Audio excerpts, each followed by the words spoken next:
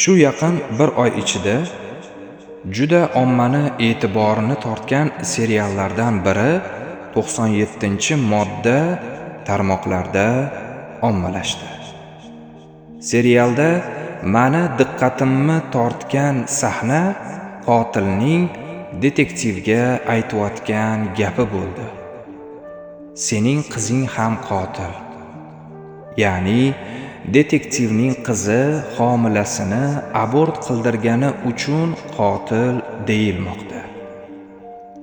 Qotillik yana o'z jigarporasini o'ldirish, ya'ni abort. Aslida buning ildizi Alloh rozi bo'lmagan munosabatlar tufayli bo'lmoqda.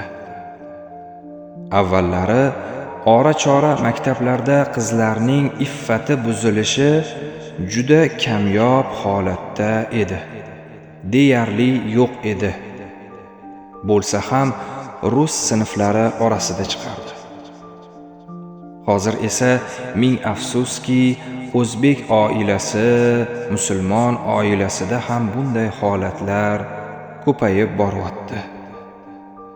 Bu aslida bizga nimani anglatmoqda? Ko'zimizdan hayo pardasi ko'tarildi. Ijtimoiy tarmoq deyarli fahshga to'ldi.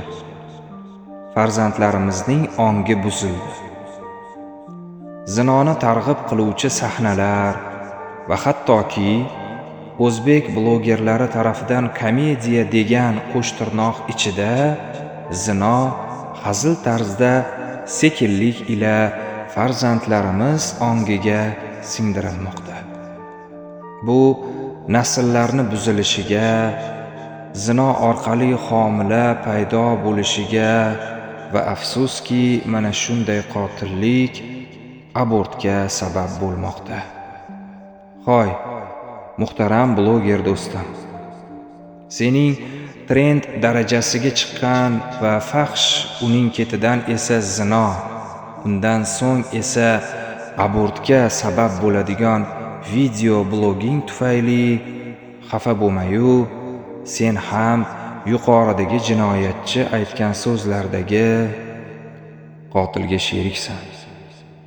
Uyg'on, tafakkur qil.